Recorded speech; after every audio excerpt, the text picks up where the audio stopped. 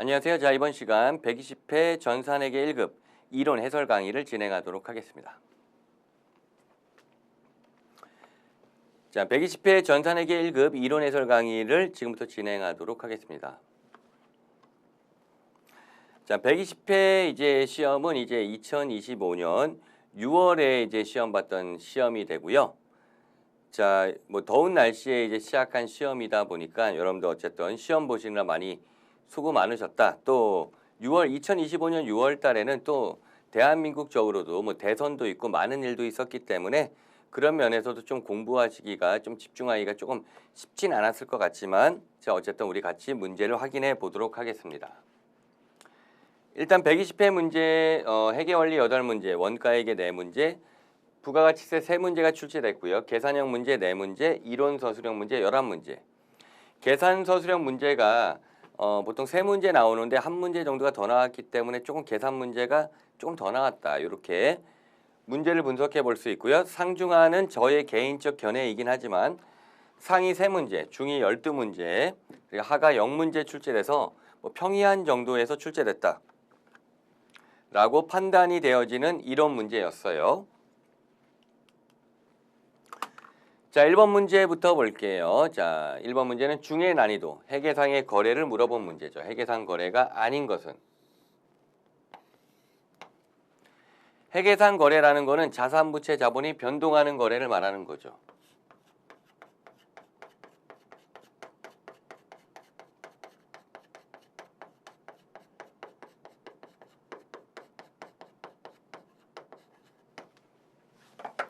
자, 그러면 1번 상점에서 상품 10만 원 외상으로 구입하면은 회계상 거래가 되겠죠. 우리가 회계상 거래가 된다는 것은 장부에 기입을 해야 된다는 걸로 분계를 해야 된다는 거죠. 그러니까 회계상 거래가 발생하면 분계를 하는 건데 다시 말해 분계를 하면 회계상 거래다라고 생각해도 맞아요. 이번 지난달 직원급여를 회사 사정으로 급여를 지급하지 못했다. 하지만 급여가 발생한 거니까 회계상 거래가 되겠죠. 3번 거래처에 전화를 걸어 다음 달 5일에 구입할 물건을 예약하였다. 그러니까 주문한 거죠. 주문한 거 그 자체는 회계상 거래가 아니니까 답은 3번이 되고요. 창고의 화재로 상품의 일부가 소실되었다. 회계상 거래가 되겠네요.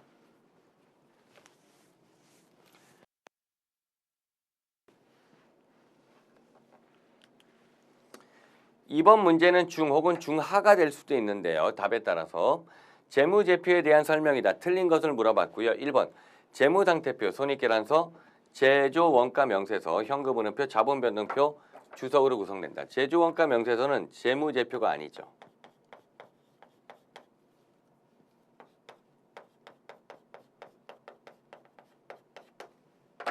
그러므로 정답은 1번 쉽게 답을 찾을 수 있죠. 재무제표는 재무상태표, 손익계란서, 현금흐름표, 자본변동표, 주석이 돼야 되겠죠. 이번 재무상태표는 자산부채, 유동성이 큰 항목부터 나열하는 거죠. 3번 손익계란서는 발생주의에 따라 수익비용을 인식하겠죠. 재무제표는 기업 실체의 가정, 계속기업에 대한 가정, 그리고 기간별 보고에 대한 가정이 있죠. 그래서 우리가 암기할 때 기계기라고 암기하죠. 자, 그러므로 정답이 1번이다. 이렇게 여러분들이 정리하면 되겠네요.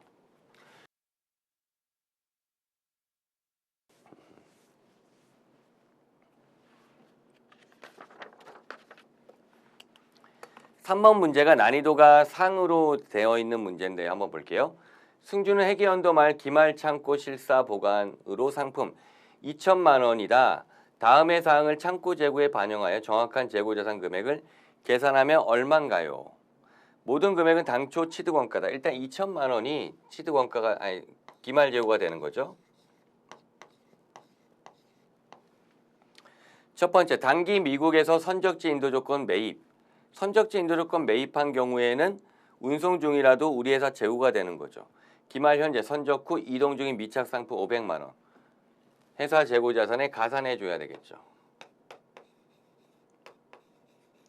선적지 인도 조건의 경우에 매입자의 재고니까 우리 회사가 매입자니까 우리 회사 재고 자산에 가산한다 이 말이죠. 자, 그다음 단기에 판매를 위탁하고 공장에서 반출하여 수탁자에게 인도되었으나 기말까지 수탁자가 판매하지 못하고 수탁자가 창고에 보관 중인 상품 300만 원. 이걸 적성품이라 그러죠. 위탁 판매는 수탁자가 판매할 때 수익 인식하니까 수탁자가 판매하지 않은 부분은 회사 재고 자산에 가산해 줘야 되겠죠. 자, 이 문제가 상이된 건 마지막 지문 때문에 그래요. 단기에 상품권을 판매하였다. 사용되지 않은 상품권 200만 원이다. 상품권 매출은 상품권이 회수될 때 우리가 수익을 인식하죠. 다시 말해 상품권이 회수됐을 때 기말 재고 자산에서 어떻게 하면 돼요? 바로 제외시키면 된다는 거지. 팔았으니까. 그런데 사용되지 않은 상품 200만 원. 얘는 아직 판매된 게 아니니까 회사의 재고 자산인 거예요. 근데 이걸 가산하지 않는 이유는 이미 이 2천만 원 안에는 얘가 포함되어 있기 때문에 따로 가산할 필요가 없어서 정답은 2,800만 원. 2번이 정답이 된다는 얘기죠. 이거 그림으로 한번 설명을 드려볼게요. 재고 실사했어. 요 동그라미가 회사의 창고에 있는 우리 재고라 보면 되고요. 자, 그 다음에 문제에선 내 재고 자산인 거와 아닌 것들도 포함돼 나올 수 있어요. 이 문제에서는 이게 안 나왔지만 그러면은 나는 우리 창고 실사한 거죠. 재고 자산 물어보면 내 거인 거를 가산하면 되겠죠. 아닌 거는 가산 안 하면 되고요. 이게 지금 이 두 개에 해당돼요. 이 두 개가 내 거에 해당되는 게 된다는 얘기죠. 그리고 이 문제에선 요게 나온 거예요. 여기서 이렇게 표현을 해볼게요. 자, 얘가 어떤 거냐면 내 재고 자산이야. 그런데 실사 금액에 포함됐어. 그러면 얘는 이미 이 안에 들어가 있으니까 가산할 필요가 없었던 거죠. 이게 마지막 200만 원인 거야. 그래서 그런 논리로 얘를 가산하지 않은 거라는 거니까 여러분들 그림을 보면서 잘 이해를 해보면 확실하게 이해가 되는데 요 정도 난도가 전산회계 1급에 나왔다. 그러면 상 중에서도 상이라 볼 수는 있어요.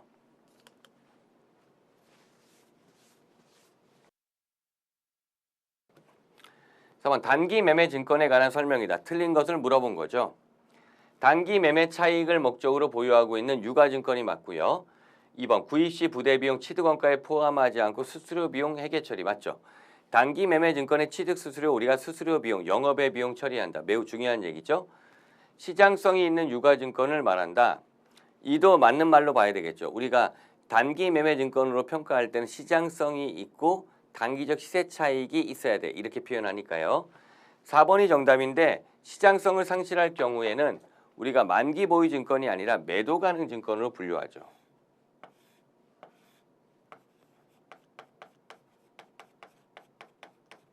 어떻게 본다면 우리가 단기 매매 혹은 나머지 유가증권을 재분류하는 경우가 드문 경우잖아요. 그 대표적 사례라 볼 수 있겠죠. 정답은 4번이 된다.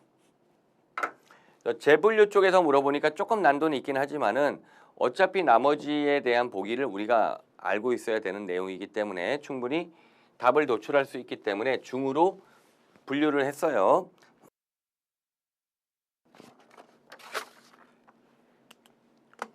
5번 문제도 중 혹은 중상 정도 배치가 가능한데요. 유형자산 취득원가에 대한 설명이다. 틀린 것은 1번 유형자산 취득과 관련하여 불가피하게 강제 매입한 채권 국공채 매입을 말한 거죠. 이때는 이 채권의 매입가액과 공정가치와의 차익을 유형자산의 취득원가에 포함하는 거 아시죠? 2번은 서두다는 용도의 자산과 교환하여 취득한 유형자산의 취득원가 이게 이종교환을 말한 거죠. 이종교환의 경우 우리 취득원가는 어떻게 돼요? 바로 제공한 자산의 공정가치를 취득원가로 하죠. 이종교환의 경우에는 제공한 자산의 공정가치, 동종교환의 경우에는 제공한 자산의 장부금액을 취득원가로 하죠. 정답이 2번이고 제가 이론 설명할 때 그래서 뭐 세가 세턴, 뭐 PC 엔진, 플레이스테이션 이런 걸로 예를 들어 설명을 하긴 했는데 어쨌든 그 내용이 여기에 해당이 되는 거고 다만 그래도 교환해서 물어보면 난이도는 좀 높다라고 볼 수는 있죠. 자본적 지출에 해당하는 금액은 유형자산 취득원가에 가산하죠. 유형자산 취득원가가 된다는 건 뭐예요? 내용연수에 걸쳐서 감가상각으로 비용화된다는 얘기죠. 4번 두 종류 이상의 유형자산을 하나의 금액으로 일괄 취득하는 경우 일괄 구입을 말하는 거죠. 근데 저기 토지 건물 모두 사용하는 경우로 보시면 되겠죠. 그러면 얘는 공정가치의 비율로 취득원가를 안분하죠.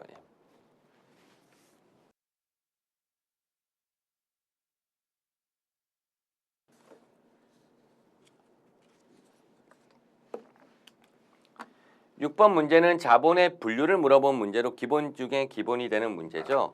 미처분 이익잉여금과 이익준비금은 이익잉여금이죠.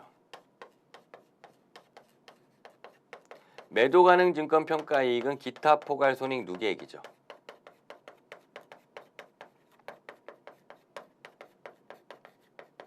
감자 차익이 자본 잉여금이잖아요.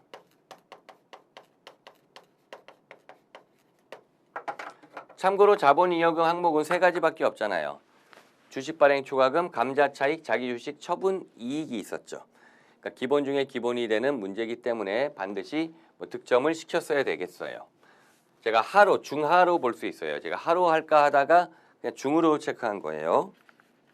그러니까 5번은 중상, 6번은 중하 정도의 개념인 것 같아요.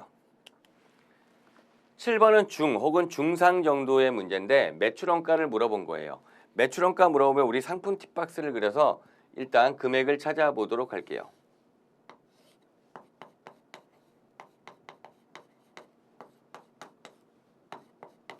자, 기초 상품이 얼마인 거예요? 110만 원인 거죠. 매입액이 455만 원.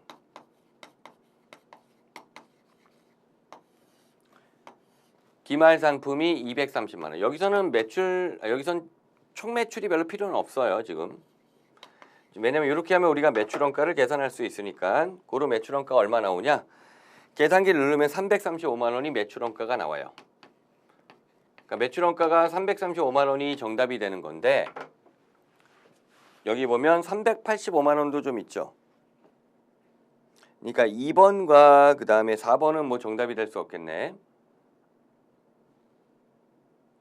여기 조금 PPT 오타가 있네. 여기 335만 원.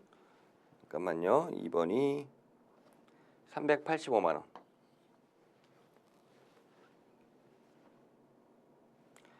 원. 그 다음에 3번이 335만 원.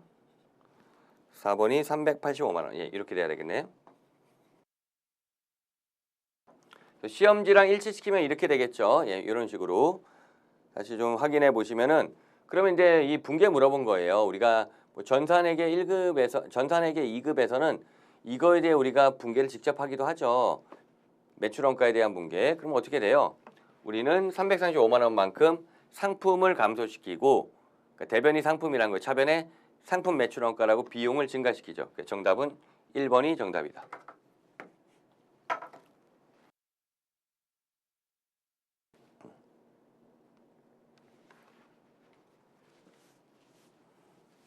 일단 그러니까 금액만 찾아도 절반 이상은 간다는 얘기죠. 중 혹은 중상 정도의 문제로 판단해 주시면 되겠어요. 8번 문제, 대손 충당금에 대한 설명으로 가장 옳지 않은 것을 물어봤네요. 1번, 대손 충당금은 채권에 대해 설정한다. 옳은 말이죠. 채권의 차감 항목이죠. 대손 충당금이 회수가 불가능할 걸로 예상되는 채권을 말하고요. 매출 채권에 대한 대손상합비가 판관비 맞죠.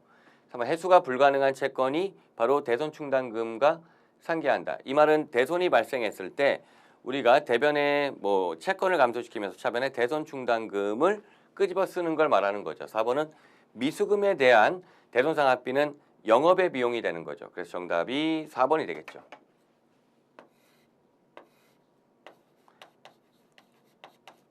미수금 그리고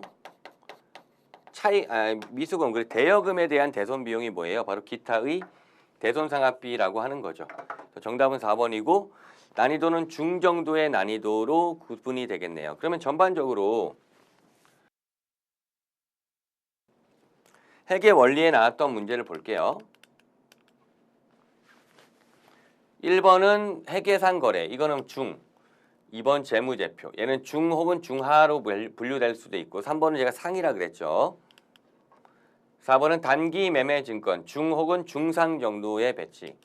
5번 유가증권 취득원가, 얘도 중상 정도.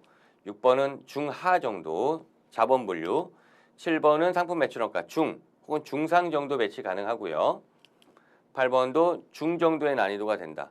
그러니까 제가 봤을 때는 상으로 배치한 걸 제외하고는 다 득점을 해야 되니까 여러분 최소 8문제 중에 7문제 정도는 안정적 득점, 아무리 못해 6문제 정도는 안정적 득점이 나와야 돼요. 그래서 요 강의를 듣고 계신 분이 있으신데 내가 6문제를 못 맞췄어. 뭐 5개, 4개. 그러면 여러분들은 회계 원리 공부하셨다 하지만은 지금 여러분들 실력이 아직 뒷받침이 안 되는 거거든요. 그렇기 때문에 그런 경우에는 여러분들 뭐 기출 문제만 더 풀고 뭐 이래서는 실력이 늘지 않고요. 다시 한번 잘 우리 기본서 내용들 한번 다시 잘 정리해 보시길 바랄게요. 참고로 모의고사 같은 거 보면서 정리하는 것도 추천을 드릴 방법으로 한 번 더 추천을 드리도록 할게요. 자, 그 다음에 9번 문제 볼게요. 9번 문제는 사실 중상 혹은 상으로 배치하긴 했어요. 왜냐하면 좀 자료가 많기 때문에. 근데 자료에서 보시면은 단기 제품 제조 원가를 물어본 거죠. 단기 제품 제조 원가는 제공품 혹은 제품, 주로 제공품 팁박스에서 충분히 구할 수가 있는데 여기 정보들을 간단하게 스캔해 보면 제공품에서 충분히 구할 수 있다는 걸 알 수가 있어요. 그래서 사실은 저는 풀이할 때 제공품 계정만 여러분들 그리시면 돼요. 그러니까 어떻게 보면 제공품 계정만 그린다라고 생각해 본다면은 사실 중으로 배치할 수도 있는데 자료가 좀 많기 때문에 제가 상으로 중상 정도인데 상으로 배치했다는 거. 기초 제공품이 20만 원이죠. 기말 제공품이 30만 원이죠. 사실 여기서 여기 기중 소비액, 직접 재료비 소비액으로 나왔잖아요. 이게 좀 함정이라면 함정인데 이게 만약에 원재료 매입액, 재료 매입액으로 나왔으면은 원재료 계정도 풀고 갔어야 되는데 여기 소비액이 나왔다는 거는 사용액을 알고 있다는 거죠. 그게 30만 원이라는 얘기예요. 직접 재료비 사용액. 직접 농업이 나왔잖아요. 20만 원. 제조간접비 나왔잖아요. 25만 원. 이러면 단기 총 제조원가가 모두 나온 거죠. 이렇게 해서 우리가 상품 팁박스를 돌리면 뭘 계산할 수 있다? 단기 제품 제조원가를 계산할 수 있겠죠. 그래서 계산하면 65만 원이 계산이 돼요. 정답이 4번이 나온다는 얘기죠. 그러니까 어떻게 본다면 어렵지 않은 문제라고 볼 수가 있어요. 우리가 이런 여러 유형의 문제를 풀어봤기 때문에 이 정도 문제는 충분히 중의 난이도로 볼 수 있는데 그럼에도 불구하고 제가 계산이고 또 자료가 많아서 상으로 그냥 배치했다.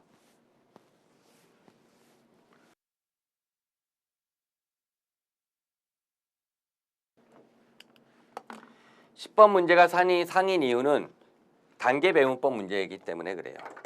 물론 우리가 단계 배분법 문제도 충분히 풀 수가 있어야 되는데 문제는 단계 배분법으로 나왔기 때문에 상으로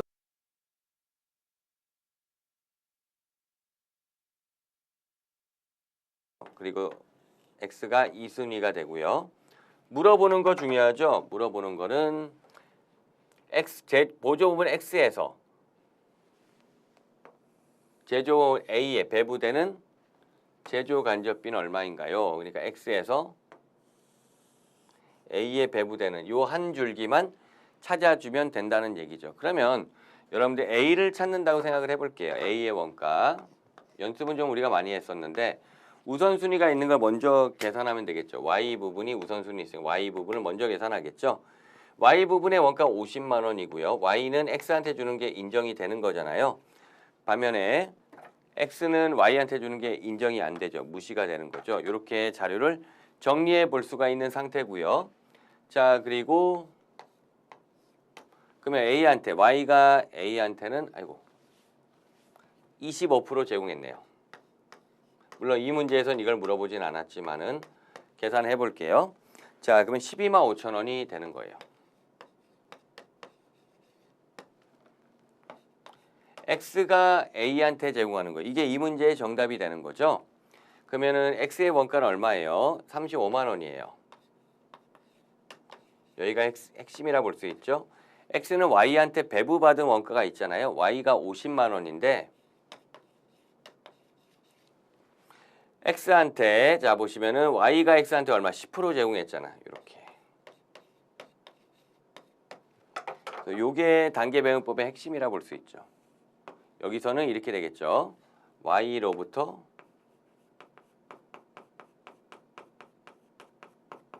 배부받은 원가가 되겠죠.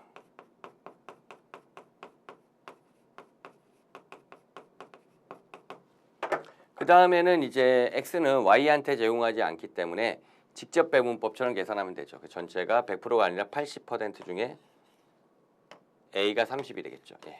이걸 계산하면 되겠죠. 얘를 계산기를 계산하면 얘가 15만 원이 나와요. 그리고 문제는 얘만 물어봤기 때문에 정답은 15만 원이 된다는 얘기죠. 만약에 A에 배부되는 원가를 물어봤으면은 이렇게 두 개 합친 거고요. A의 원가를 물어봤으면 여기서 200만 원까지 A에서 발생한 원가까지 합산한 개가 뭐 답이 될 수도 있었겠죠. 우리 여기까지 다 푸는 걸로 우리가 연습을 해봤는데 이 문제는 물어보는 게 X가 A에 배부되는 원가를 물어봤네요. 이 부분만 물어봤죠. 뭐 직접 여기만 찾아서 풀 수도 있는 문제긴 한데 전반적인 설명을 좀 드린 거예요.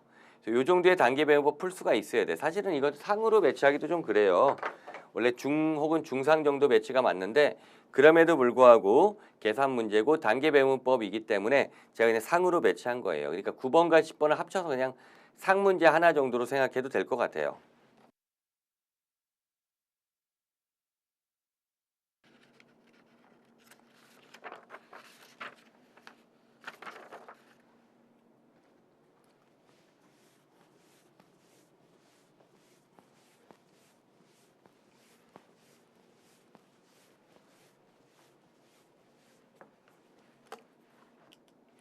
(11번) 볼까요? 자, 원가에 대한 설명이다. 옳은 것을 물어보고 있죠.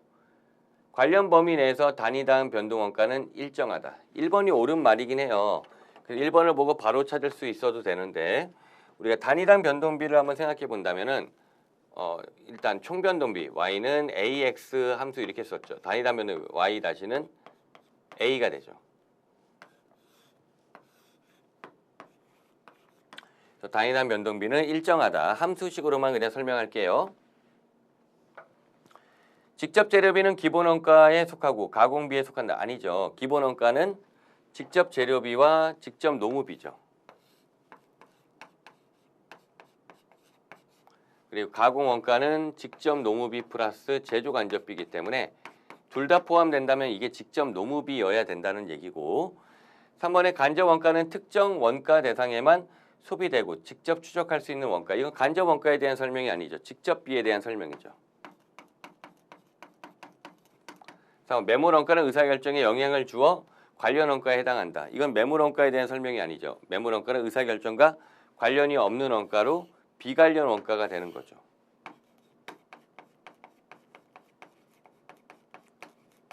다 중요한 내용들이고 우리가 반드시 알아야 될 내용들이기 때문에 뭐 답을 찾는데 뭐 아주 어렵다 이렇게 말하기는 어렵겠네요. 그래서 뭐 중 정도의 난이도로 배치한 문제가 되겠어요.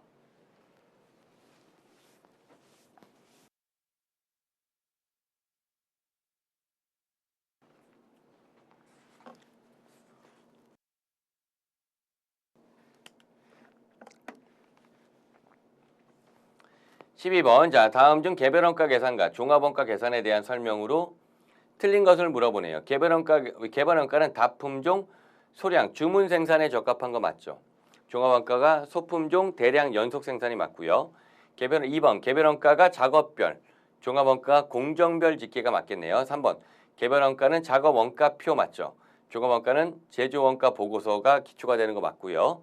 4번 종합원가 계산은 일반적으로 직접 재료비는 공정 전반에 걸쳐 투입되고 가공비는 공정 초기 전량 투입한다, 가공한다. 틀리죠. 직접 재료비가 이제 둘이 바뀌어요. 직접 가공비하고 이게 둘이 바뀌어야지 위치가. 그러니까 가공비가 공정 전반에 걸쳐 발생하고요. 직접 재료비가 공정추에 전량 투입한다고 일반적으로 가정을 하는 거죠. 이거 뭐 문제를 많이 풀어보셨으면 어렵지 않았을 거라 생각이 드네요. 이렇게 원가액의 네 문제를 확인해 봤는데 보시면은 9번과 10번 중에서는 최소한 문제 맞춰야 돼요. 그리고 제가 볼 땐 11번, 12번 모두 득점해야 되기 때문에 최소한 원가액의 네 문제 중에서는 3개 이상을 득점해야 돼요. 만약에 이것도 마찬가지 3개 미만 득점했다. 뭐 2개 뭐 하나 이렇게 맞으면 이분은 다시 한번 뭐 강의를 듣던지 해서 전산회계 1급 이론을 다시 한번 잘 정리를 하시고 이 다음 121회를 대비해야 된다는 얘기예요. 내 들었다고 아는 게 아니야. 회계학이나 뭐 다른 과목도 마찬가지지만 점수, 점수가 나와야 내가 아는 거라고 말할 수 있는 거죠. 자, 이제 부가가치세 세 문제 볼게요. 부가가치세는 전반적으로 좀 쉽게 출제됐다라고 미리 이렇게 설명을 드릴게요. 왜냐면 또 우리 전산회계 1급의 경우에는 부가가치세가 좀 뼈대에 해당되는 거 많이 출제된다고 제가 이론 설명할 때도 좀 강조한 적이 있죠.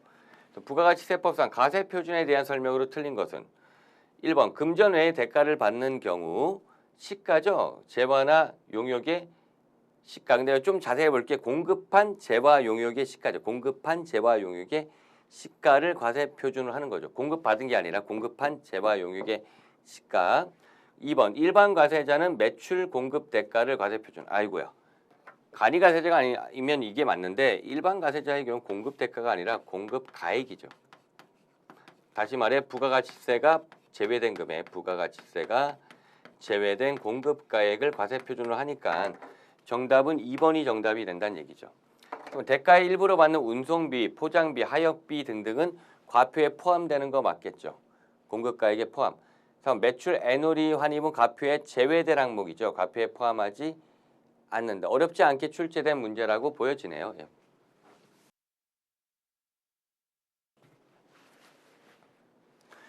근데 13번은 그래서 중 정도 되는데 14, 15는 중이나 중하, 하로 분류할 수도 있을 것 같아요. 그래서 제가 조금 쉽게 나왔다는 얘기도 좀 드렸죠.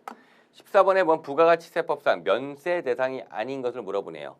1번 가공되지 아니한 식료품, 미가공 식료품 면세. 2번 주택가 이해 부수세는 토지의 임대. 주택의 임대죠. 부동산의 임대는 과세인데 주택의 임대는 면세죠. 3번 토지의 공급 면세가 되는 거죠. 재화의 수출은 영세율이지만 이거는 면세가 아니라 과세가 되는 거니까 정답은 4번. 그러니까 14번은 중정도 난이도는 되는데 여러분들 이게 면세를 구분할 수 있다면 어렵지 않게 정답에 도달하지 않았을까 이렇게 생각을 해요.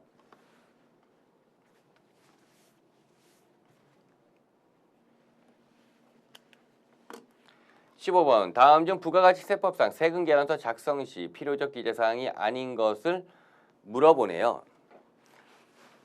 이 필요적 기재사항은 너무 중요하고 너무 어떻게 보면 쉬운 거죠. 이 문제는 하루 분류해도 될 것 같아요. 그래서 필요적 기재사항은 다 숫자죠. 공급자의 사업자 등록번호, 공급받는 자의 사업자 등록번호, 작성 연월일, 그다음에 공급가액과 부가가치세 세. 그런데 세금 계산서는 공급자가 만드니까 공급자의 사업자 등록번호에다가 성명과 명칭, 성명 혹은 명칭이 들어간다 얘기했었죠. 그렇기 때문에 여기에 해당하지 않는 것 바로 3번이죠. 공급자가 돼야지. 공급받는 자 아니잖아. 공급받는 자의 상호와 성명, 주소 이거는 필요적 기재사항이 아니라 임의적 기재사항이 된다는 얘기예요. 자, 여기까지가 전산회계 1급 120회인데 부가가치세 보시면은 13번이 그나마 길게 나와서 제일 어렵게 볼 수도 있지만은 충분히 득점을 해줘야 된다. 그리고 14, 15번 다 득점을 해야 되겠죠. 참고로 제가 봤을 때는 부가가치세에선 3개 다 맞아야 될 것 같은데 그래도 최소한 하나 정도만 틀려야 된다는 얘기죠. 2개 이상은 반드시 득점을 해줘야 된다. 그래서 제가 뭐 예상에서도 얘기하지만 우리가 이론에서 12문제 이상을 득점하는 게 중요해요. 15개 중에 12개 이상을 득점한다. 물론 15개 다 득점하면 좋겠지만 12개 이상 득점하면 이론에서 이미 24점을 확보하기 때문에 실기에서 굉장히 유리한 고지로 도달한다는 얘기죠. 그리고 전산회계 1급은 뭐 우리가 커트라인이 70점이긴 하지만 저는 개인적으로 80점대 중반 이상으로 득점을 해줘야 된다라고는 생각은 들어요. 그 정도 해야 조금 전산회계 1급에서 다루는 내용과 회계와 세법을 전반적 이해했다라고 볼 수가 있거든요. 그래서 어찌됐든 여러분들이 그런 요로 생각을 좀 해보시면은 될 것 같아요. 참고로 여담이지만은 이 부가가치세 면세가 나와서 그러는데 주말에 엊그저죠. 그래서 다른 세무사님이랑 제가 이런 얘기를 한 적은 있어요. 그냥 부연 설명을 좀 하면 저는 뭐 참고로 옛날부터 한 10년 전부터 사실은 뭐 제가 뭐 그런 능력도 없고 그럴 결정권도 없지만은 면세 파괴론자긴 해요. 그래서 저는 간이가세와 면세를 없애야 된다라고 주장하는 사람인데 저는 다른 세무사님들 얘기해서 그 말을 황당해 하더라고요. 그래서 아니 왜 황당해 하냐? 면세를 없애자는데 그래서 여러 가지 주장을 하는데 아니다. 뭐 이렇게 감론 뭐 어쨌든 언론이 왔다 갔다 하고 얘기를 했는데 저는 뭐 재정적 효과라든지 여러 가지 생각에 면세를 파기하는 게 더 바람직하다라고 주장을 했는데 그분들은 좀 생각이 다르더라고. 그러니까 그분들 생각이 우리가 생각하는 거야. 일반 사람들이 생각하는 거야. 그래 면세가 있어야지. 역진성 완화 장치인데 저는 면세를 다른 걸로 대체하자. 그럼 역진성 완화하는 거 면세로 하지 말고 다른 방법으로 할 수 있다.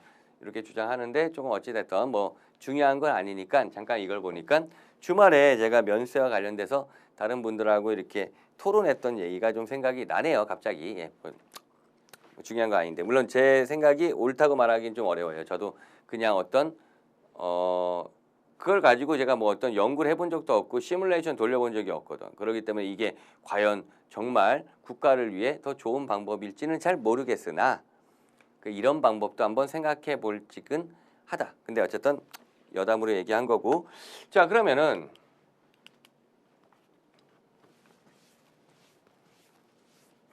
120회 전산회계 1급 전반적으로 제가 한 평이한 정도 난이도에서 출제가 됐다라고 얘기했잖아요. 그러니까 이 정도 난이도에 나오면 최소 여러분들이 12문제 이상 득점할 수 있게 대비해 주시면 되겠고요. 그러니까 여러분들이 이제 공부할 수 있는 딱 두 가지. 제가 만약에 여기서 이렇게 그러니까 10점. 그러니까 10점이라고 하면 안 되겠다. 점수로 할게, 점수로. 24점 이상 득점하는 거야. 근데 내 24점 이상을 득점했어. 그럼 여러분들 하듯이 공부하면 돼요. 근데 내가 예를 들어 20점 이하를 득점했어. 이분들은 제가 볼 때는 다시 한번 뭐 여러분들이 강의를 들을 수 있다라면은 우리 에듀레에서 진행했던 강의들 한번 다시 들으면서 다시 정리해 보는 것도 좋은 방법이라 생각해요. 첫 번째 방법. 두 번째 방법은 갑벽한 모의고사를 통해서 한번 연습을 해보는 것도 두 번째 방법이 될 것 같고요. 세 번째 방법은 전산세무이급 넘어가서 공부하시면서 전산세무이급 겹치는 부분이 있으니까 공부하는 것도 나쁘진 않다. 그럼에도 불구하고 저는 그래도 전산세무이급을 넘어가서 공부하신다라고 하면 10개 이상은 맞아야지. 이론에서. 10개 미만을 맞췄다라고 하면은 저는 그냥 전산회계 1급을 다시 재복습하시고 갑벽한 모의고사 풀어보시고 이런 식으로 정리해서 좀 탄탄하게 전산회계 1급을 다져놓고서 전산세무 2급을 나중에 향후에 도전하는 게 전산세무 2급을 위해서도 더 좋지 않을까라고 개인적으로 생각해요. 전 기초를 탄탄하게 다지는 작업을 굉장히 중요하다고 생각하거든요. 자, 그러면 이상 여기까지 해설 강의 마치고요. 여러분들 뭐 좋은 결과 있는 분들 합격 축하드리고 그다음에 약간 실력이 약간 안 되어서 불합격하신 분들 다시 한번 노력해서 다음 121회 시험에서 반드시 합격할 수 있도록 준비하는 게 중요하다라는 말씀 다시 한번 강조드리면서 마치도록 할게요. 예, 수고하셨습니다.